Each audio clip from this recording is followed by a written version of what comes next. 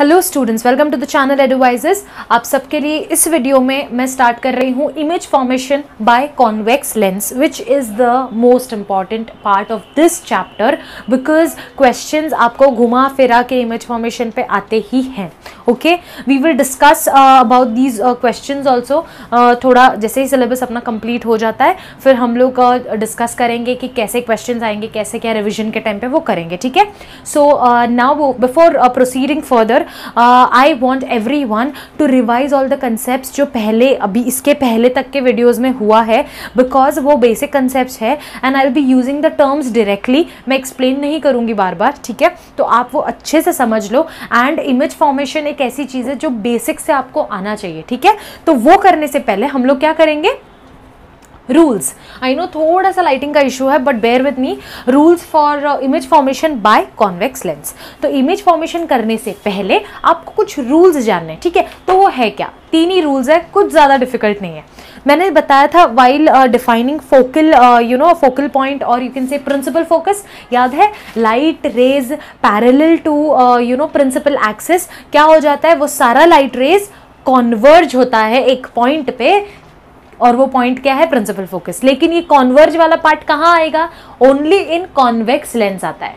और कॉन्केव में क्या होता है, it appears to be diverged. वो हम कॉन्केव के टाइम देख लेंगे, डोंट वरी अबाउट दैट, ठीक है। तो let's start. The first rule is incident ray parallel to PA. PA is principal axis, ठीक है। कोई भी इंसिडेंट रे, कोई भी, एक हो, 1000 हो, जितना भी हो, जब भी हम रे ऑफ लाइट, ठीक है, लेंस के ऊपर सीधा डालते हैं, चाहे वो कैसे भी हो, अगर जस्ट इन केस कोई भी ray of light principal axis से पैरेलल होगा। प्रिंसिपल एक्सिस आपको आना चाहिए, सोचते मत बैठो प्रिंसिपल एक्सिस क्या है, इसीलिए बोला पिछला वीडियो अच्छे से देखो और दिमाग में रखो।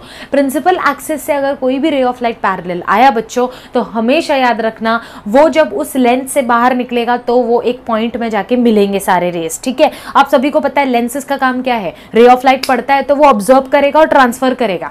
मिरर नहीं है कि वो सीधा रिफ्लेक्ट करके छोड़ देगा। लेंस के ऊपर गिरा इंसिडेंट रे, वो उसने उस रे ऑफ लाइट को ट्रांसफर किया बाहर तक के, तो अब बाहर आ रहा है तो क्या होगा, रिफ्रैक्शन हो रहा है। तो रिफ्रैक्शन होता है तो हमेशा अपना लाइट अपना डायरेक्शन चेंज करता है, ये सबको पता है, हमें पता है वो चीज़, राइट, ठीक है।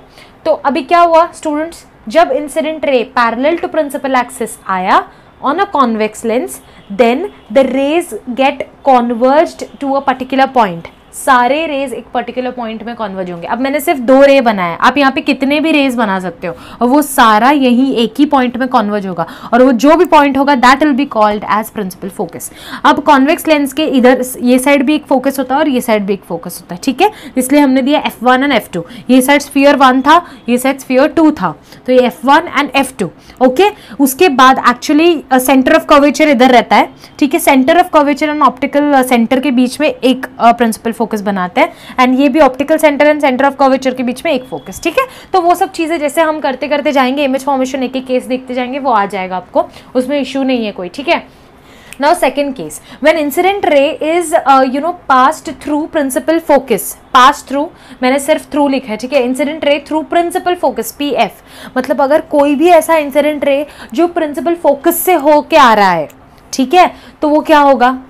अब देखो, जब प्रिंसिपल एक्सिस को पैरेलल था तो वो कहाँ आया, मीट कहाँ हुए, पार करने के बाद लेंस को, वो सारे कन्वर्ज हुए प्रिंसिपल फोकस पे। अब इसका ही उल्टा केस है, वो अगर कोई रे प्रिंसिपल फोकस से आ रहा है तो वो क्या होगा, ऑब्वियसली सपोज कोई रे ऐसे प्रिंसिपल फोकस से आ रहा है, यहाँ जब निकलते टाइम वो क्या हो जाएगा, पैरेलल हो जाएगा, सिंपल एज दैट। मैंने सिर्फ एक रे बनाया, आप यहाँ पे 2 3 4 रे जितना चाहिए आप बना सकते हो। प्रिंसिपल फोकस से आया, ठीक है, आ रहा है प्रिंसिपल फोकस से इंसिडेंट रे, तो वो जब बाहर निकलेगा तो वो पैरेलल हो जाएगा। अब डायरेक्शन इज नॉट इंपॉर्टेंट, अभी रे ऐसे भी आ सकता है, रे इस तरफ से भी आ सकते हैं, इसीलिए 2 फोकस दिया गया है। अगर इंसिडेंट रे इस तरफ से आने लगे तो सारे कॉन्वर्ज इस साइड होंगे, अगर इंसिडेंट रे इस तरफ से आ रहे हैं तो सारे कॉन्वर्ज इस साइड होंगे।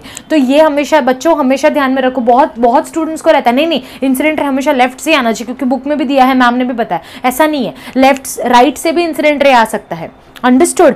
तो अभी ये भी राइट वाले फोकस से भी अगर इंसिडेंट रे आया तो वो क्या होगा, पैरेलल, टू प्रिंसिपल एक्सिस। समझ में आ रहा है? Getting? Now third case is very easy. अगर कोई भी इंसिडेंट रे आपके ऑप्टिकल सेंटर से पार हो रहा है तो वो अपना रूट चेंज नहीं करेगा, वो ऑप्टिकल सेंटर से ही सीधा निकल जाएगा। अब बाकी लोग क्या कर रहे थे, ऐसे आ रहे तो अपना रूट चेंज कर रहे थे, अगर ऐसे जा रहे तो अपना रूट चेंज कर रहे हैं, बट ये क्या किया, ऑप्टिकल सेंटर से आ रहा था, वो ऑप्टिकल सेंटर से ही बाहर निकल जाएगा।